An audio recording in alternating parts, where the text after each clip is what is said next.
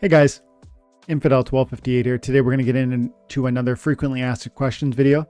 I'll go through the comment section. I'll grab 3 comments from 3 different videos and I'll do my best to answer them succinctly and hopefully in a meaningful way. So if you're new to my channel, my name is Dwayne Cunningham. I go by Infidel 1258 and we cover Splinterlands, but other blockchain-based video games as well, because this has changed my life and I think it could change yours. So if that sounds interesting, stick around, stay tuned, like and subscribe. Okay, I got my comment section pulled up here. Why not here grab my attention? And it's kind of I thought, is this a question I could deal with all of, make its own video? I feel it's maybe a little too small, but that prompted me to get going on this video here. So he goes, why not commented on my today's rank battle video, and I'm fighting in Diamond, and I went 4-2 in that one. So if you want to see some success, check that one out. Why not 1234 says, and he's been sub for a year. Thanks, bud. He goes, nice to see the battles and how you view them, but here's a random thought. Do you think land resources could in the future be in the next reward chests, like grain and other items needed to keep land going? I think that's an interesting thought, and obviously it sparked this video, so thank you for dropping the comment. But I would say I could both imagine that would be possible, but also simultaneously I think that would be unlikely, because you have to remember that, there's only 150,000 plots of land, and they say that they never want to make more, at least never make more for the same purpose that this has. So maybe there'll be a different land, a different world with different, experience and, power and connectivity and earning potential, etc. But this land is supposed to be unique. And if that's going to be honored, and I think it will be, then it wouldn't make a lot of sense to start incentivizing players with grain or, wood or whatever other minerals or, resources the land is supposed to produce. We know that there's going to be 50 different liquidity pools, one for each resource that's in the game. And that's going to be sort of the land 2.0 as far as I know. But that means that there will be meaningful and valuable resources that could be put into rewards. So on the one hand, it could be, but hear me, if they did that, who is that going to benefit you as a non-landholder? Now, you might own land, but I just said 150,000 plots is all we have. And some people have thousands and some people have hundreds. So, I mean, truly, it's going to be a situation where, if the game grows in the way we hope and desire, then most people will never own a plot of land. That's partly why I'm so excited about land. And that's why I could see, the resources will have value. So if you give them to somebody, I assume they could sell. And in some sense, so if you give me grain in my reward chest, you might just in a sense be giving me a liquid cryptocurrency asset that I can liquidate, which would be desirable from one perspective. It would be desirable in the sense of giving liquid returns to players who want financial incentive for playing Splinterlands. But then you get sell pressure on these resources, and it's all connected to the land ecosystem, of which only a minority of our ecosystem will ever own in. Does that make sense? I hope it does. I guess I would add one more thought. Land surfing is going to slightly change how broad the reach is for land. And so depending on the successfulness and the implementation of land surfing, possibly I would change my opinion on what I just said to you. Meaning, if land surfing introduces a far broader audience to land, then I could start to see the logic of handing out land-based resources and tokens. Otherwise, I'd say no. That's my expectation anyways. Thanks for the comment. Why not? Harry Larry McNary drops a comment on a recent funding the DAO project manager video. In that video, we talked about raising funds and creative ways to pay for a project manager for the DAO or for Splinterlands, just to help provide a certain degree of leadership. And Harry goes, I agree with you, Dwayne, except for burning SPS rewards earned. I always say just store it away in the DAO for a rainy day. I will never vote to burn any assets that are earned or stored in the DAO. Just simply don't touch it. Save it for emergency situations and hope you never have to use it. So I'm glad I read this, Harry. First of all, thank you, Harry, for the comment. I appreciate you. You're always dropping comments. People seem to agree with you. And I see what you're saying. So we were talking about, look, one of the ways we could fund growth for the DAO, multiply the money in the DAO, would be to invest the value into some sort of liquidity pool where you're going to garner returns. So there's something like 700,000, no, there's 700 million DEC in the liquidity in the DAO. if we put that into liquidity pools with the corresponding pair, we could earn a percentage return, and that would be profit for the DAO. And my guest speaker, who was Kolsker, he's a time and attention guildmate, was suggesting that some of that should be burnt. Maybe he said all of it. And I said, what about like a portion? Because I do like the idea of seeing a reduction in supply. Now, I should say first, a lot of coins do this where they just burn a certain amount because they want to decrease supply and thereby exacerbate the existing demand and drive prices to a higher place. Now, unless that's an ongoing process, it's not going to have a lasting effect. You need to have continually burning sort of efforts that continually burn, or it's not going to have a lasting impact. If, like we saw with the great burn from the DEC, which was fun, it had an impact, but then DEC fell back down. We need continual efforts to burn if we're going to see these tokens go down. So then if we went into the liquidity pools and if we started changing how they operate, in a sense, by like this DEC BUSD pool is paying 11% on $300,000.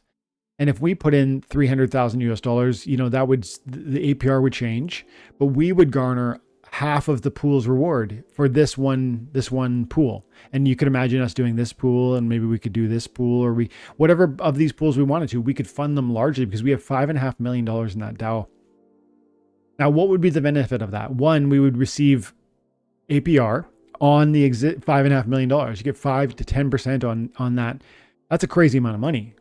Now you'd be locked into liquidity pools, but that might be a good thing because you're providing liquidity for the ecosystem. And then also we would garner the benefit, like I said, the APR. But then Harry's saying, well, why don't we just keep it all? Why are we burning any of it? And I'm saying, because right now, this liquidity pool is producing 11% APR on this $300,000, and it's paying it in SPS. See, that rewards are coming in SPS. So then 11% annually of $300,000 is $33,000, I think, if I'm doing the math correctly. $33,000 paid out in SPS. Daily paid out, but I think annually calculated, if I understand that correctly. I could be wrong about that, but just recognize what I'm saying. This pool is printing SPS. This pool is printing SPS. They're all printing SPS. So they're creating more SPS that's now new selling pressure for our ecosystem. Do you see that? That's the important reason why we would want to capture the APR and burn some of it. See, it's a two-part plan. The capture the APR is put the DAO funds to work, generate APR, capture that percentage, put it into the DAO wallet. Great. But now it's still SPS that exists. It's still out there because it's in our wallet. And one day, as you rightly point out, in a case of emergency, we would spend it. What happens if we spend it? That means we sell it. Who do we sell it to? Someone in the ecosystem. What do they do with it? Well, eventually they buy and sell it, right? So it's existing tokenage that stay out there liquid, whether in the DAO wallet or out, or not. It's eventually a liquid token. And for that reason, it represents an amount of supply that you have to be concerned about when you want to work your way to higher and higher price points, because price gain is always a conversation around supply versus demand. So if there's too much supply, then your price is always going to be subdued. But what I'm saying is if we capture that creation, that APR, and then we delete part of it just as part of an algorithmic approach, like half of the APR we receive, we are going to do two things. We're going to fund these LPs. That's good for exit liquidity. That's good for players being interested in approaching our game because big pockets want to move in and out easily. And if they can't do it because liquidity pools don't exist, they won't do it. That's why it would be valuable to the system, but then it's valuable to us too as DAO representatives, right? You're a DAO representative in that you have SPS. You're a token holder and you want that SPS to go up in value. But how do we do that? We create an ongoing mechanism whereby we delete supply. We capture the creation of this APR in front of you that I'm showing you on this liquidity pool screen. And then we actually yes, we capture half of it, or maybe 75% of it. I don't know. Some percentage we hold forever, like you say, and some percent we delete. Because for think of it this way too. One last note. Right now, we're getting no gain on that $5.5 million that's in the DAO right now. None. But I'm saying through the method I'd be implementing, we would take about, you know, 1 million of it or something, maybe 2 million, 300,000. Maybe we would take 1 million of it and put it into these various liquidity pools, and we'd start gaining maybe 4 to 5% on that $1 million bucks. And then I'm saying of that 4%, delete 1% of it, because now you're creating an actual capture mechanism that erases SPS. It diminishes the supply that's coming to the table, because this is going to be new minted SPS that ends up in someone's hands and then is selling pressure you have to deal with, that holds your token down, that holds your bag at a lower price point. That's why. And you're right, you want to keep a proportion because you never want the DAO to go broke. That's why I would want most of it or half of it to stay in their hands.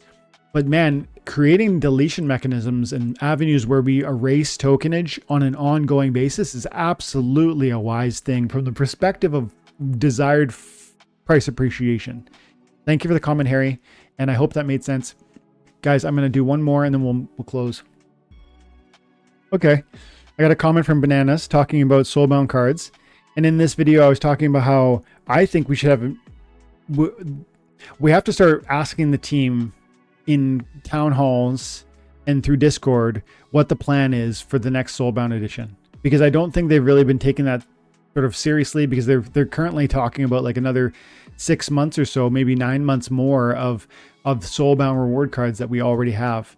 And Bananas is pointing out that he is, you know, he's full of many of the cards. He already has a max copy. I've showed you before, mine are largely maxed. If you're interested, you can go to splintercards.com and you can actually look up you go into the tools and you can calculate your Soulbound cards and see, looking up your account, you check rewards and you can see the percentage of completion, which is interesting. And you know, but you know, some of these percents are getting quite high, and that means I'm getting more and more complete Soulbound deck. So yes, in 3 to 6 months, I want to see a new Soulbound account.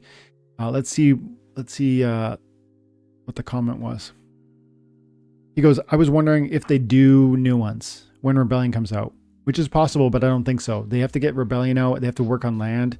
I think they're really talking about 9 months away, which is Rebellion's going to be out in December, which is a month away. So I think we're going to deal with these old rewards for at least 8 months to come, 8 to 9 months to come. And I think they'll do their best to get new rewards out, because I think they know we want them. But I think we're probably talking middle of 2024 before we get the new rewards. He goes, I've got a bunch of the original ones at max level, and now I get slightly annoyed when I get more of those. This is a very common report. Like, people are frustrated when they get the same old reward cards and they've already maxed them out. I would urge you to think about it differently.